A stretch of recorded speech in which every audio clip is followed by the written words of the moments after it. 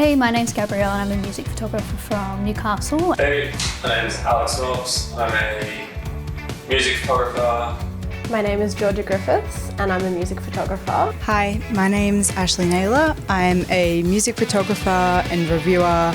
Hi, my name is Zara Hanscom. I am studying a Bachelor of Communications in Journalism and Media at University of Newcastle. Been doing this for about 6 years now. Been doing music photography now for like 6 years. I've been doing it for about 3 years. Till it's burning a hole in you, and I can't help it, they're fanatics.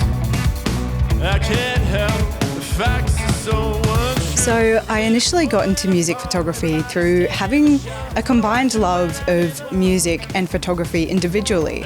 And I was at a concert in 2016 and I saw all these people in the pit and I was like, oh, I didn't realise you could actually do that. I didn't realise you could combine the two. To first get into photography, I started taking my camera to different gigs in Sydney that I was attending, and a friend reached out to me to shoot for his music blog, which was really good for me to build up a network and shoot bigger shows while still getting experience.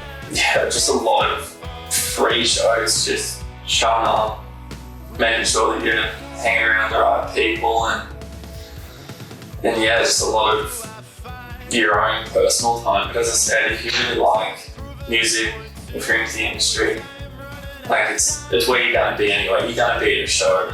You're going to be hanging out with either your mates or, people playing or supporting me. So I thought, why not? I may as well bring my camera and do something fun with it. Everything is falling apart, everybody's taking the shots. What do I do when I'm in The way I first got into music photography was as a result of my journalism. So eventually, after enough pestering, one of my editors that I wrote for allowed me to get a photo pass for Groove in the Move Festival at Maitland. That was back in 2018. Pretty much from there, I started picking up shows for a bunch of the publications I wrote for. It is the perfect intersection of sort of all of my interests. And I think just that extra access you get, sort of being in the pit between the crowd and the stage, there's nothing like it, really. So I started at the beginning of this year in 2021 when I grabbed a university camera and I actually went to band comp. So I had a little bit of photography experience with my film camera, but I just decided that one day I'd use the uni camera to film band comp, and that sort of kick-started this music photography thing this year, which was a horrible year to get started into it.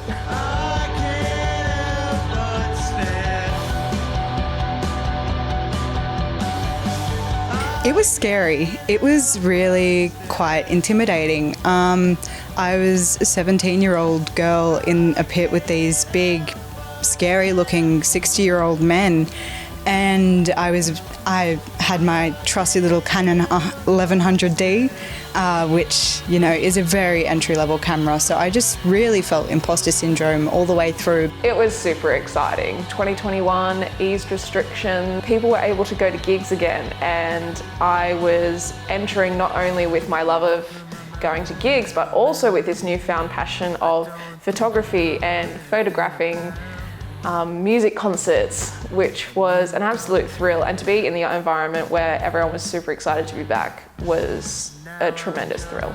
The weight on your shoulders, me upside down. One of the highlights of my career was the very first thing I actually ever did for music photography, which was UON Band Comp. It was a time where gigs had just come back and restrictions were easing and everyone was really pumped from being able to see live music again, and I had this newfound passion of photography and I could combine the two together. I don't know, to be honest, the whole thing's really good. I love working with small local bands, especially these guys called Fungus.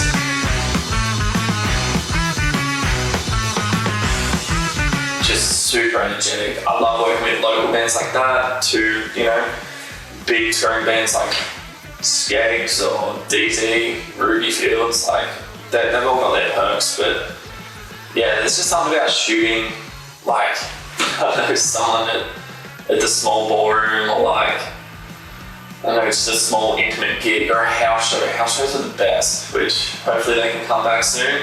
The first gig I ever shot with a photo pass was Groove in the Moo. The first act I ever photographed was Vera Blue on a stage with some amazing lighting, so I was definitely blessed in that area.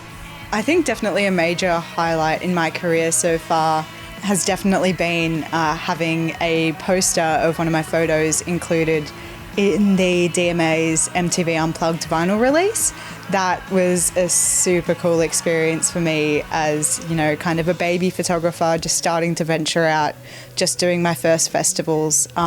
It was really cool to get that kind of support from a band who I really loved and, you know, see it tangibly in releases worldwide, people, you know, with photos of this poster everywhere. It was super rewarding and definitely, I think back on it fondly, definitely one of my best memories of photography. Probably my favourite would be the 10-year anniversary tour of DZ Death Rays in Sydney at the Enmore, mainly because my favourite band it was like a dual headliner between DZ and a punk band called Pub from Canada. And yeah, that's probably been my biggest highlight, to shoot that. Definitely Splendor in the Grass 2019. That was just an insane experience. I really, really enjoyed it and I can't wait to go back to Splendor. Splendor in the Grass was definitely a big one, like photographing Childish Gambino and all the big acts they book. I got to shoot Charlie XCX, Jungle Giants, Hockey Dad, Grow Your Own, Slapjack, Tyler the Creator, Slow Tie, Youngblood, The Appointments. Louis Capaldi. It was just a really cool experience and definitely one of the highlights for me in thinking, you know, I can actually do this as a thing, you know, it doesn't have to be just a hobby. I'm here at a festival shooting some of my favourite artists and it just doesn't get any better than that.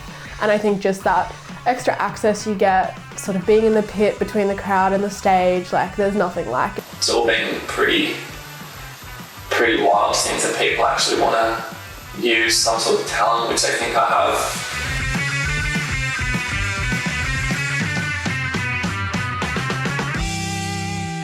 One of the biggest challenges for me that I have is actually valuing my own work and seeing the quality of it, because for me this is a hobby, this is something I do for fun, and it is sometimes really hard and it can be a personal creative thing where you just don't like anything that you do.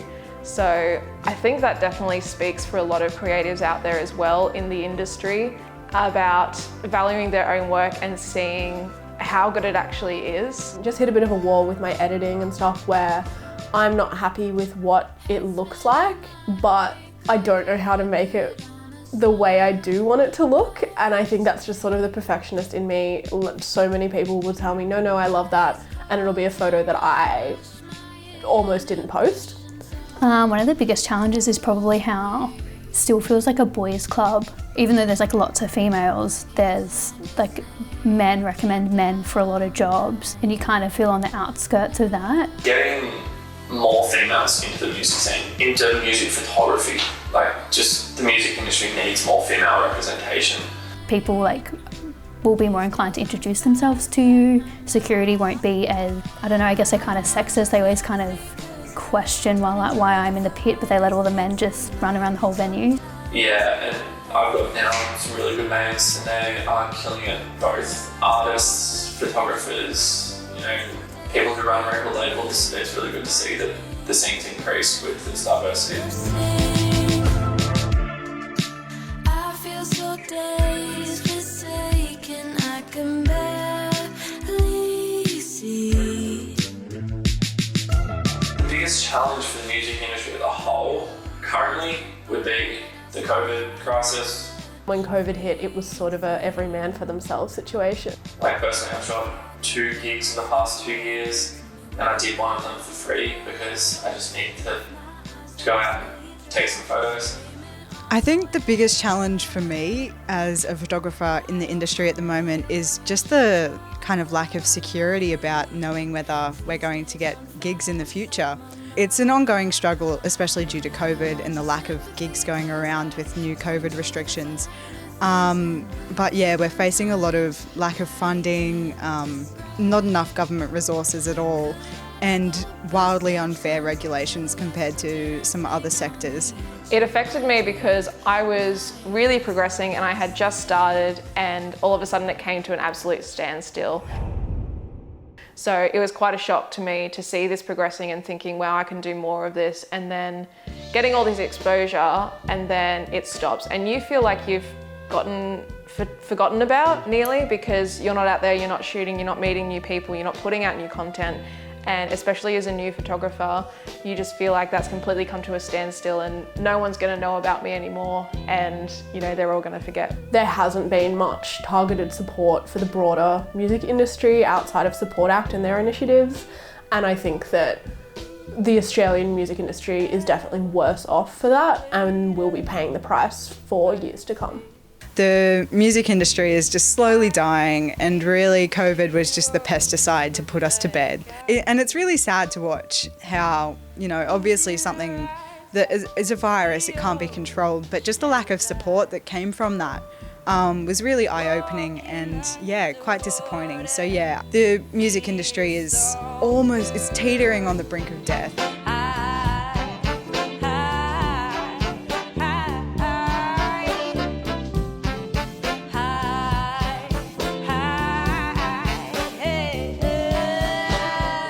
Purpose of music photography, I think, is to capture the moment. You know, people want to be able to look back on the shows they've played if they're an artist, or they want to look back on the shows they went to if they're a fan. And if they're a record label or management or PR, they want to be able to show something for their work. I think the role of music photography globally is really journalistic, you know, reporting back on what's happening around the world and, you know, what kind of artists are playing out there, who's taking the photos of them.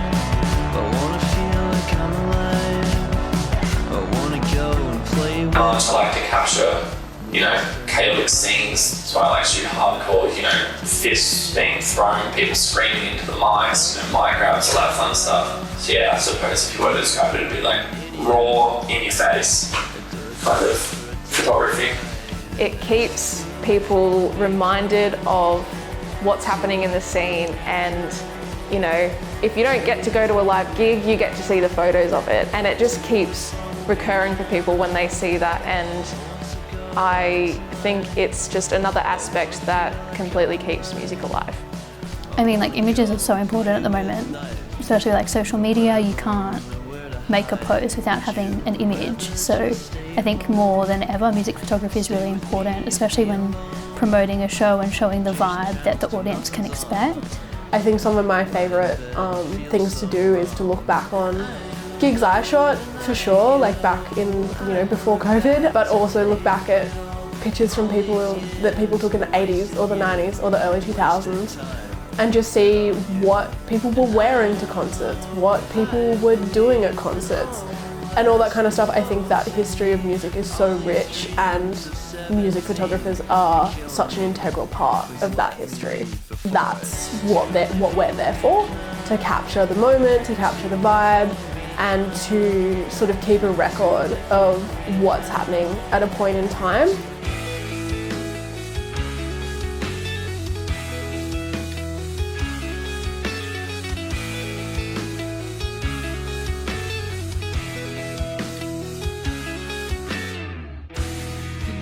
Music photography is really important. It's a vital part of the industry that not too many people think about, really. They see bands post on Instagram and they never really stop to think about where the photo's from. I don't want to sound cocky, but we are the glue that holds the industry together. It's just a great part, a little niche part of the music industry to be working in. My favourite thing about music photography is probably just like how unexpected it is and how you have to just always be on your toes. You don't know the lighting, you don't know what the artist is going to do, what the crowd is going to do, and you just like, there's so much adrenaline. I think photography in the local scenes is really interesting, as for a lot of people it's their way of kind of breaching into the photography music world. Personally, I think I'm here for local people, and that's my passion. My passion is local music and keeping it local and getting their name out there and helping them, because it is very much a community vibe, and I love the support you get from the local scene, and everyone's like a big family here. Waiting for the answer, but you just won't bite. I think I want to do some touring and working consistently directly with an artist to build their aesthetic and all of their content and help them roll out their album and build their audience. I think that's a really exciting thing to be a part of. Being able to capture expressions and emotions that you feel in the crowd and then being able to immortalize that in photography form is probably one of the best things about music photography, because you get to remember that moment and you get to capture that and put that out for the world to see. I think it's important, one, for the bands to promote themselves and all the artists and that marketing side, but two, I think it's important for the individual, who's taking a photo, to have a creative outlet. That's all it is. For me and for other people, I know it's just because we enjoy it and it's a way that we can express, our own aesthetic and our own ideas and whatnot, put through or see through our eyes. So yeah, thanks. I wanna be more.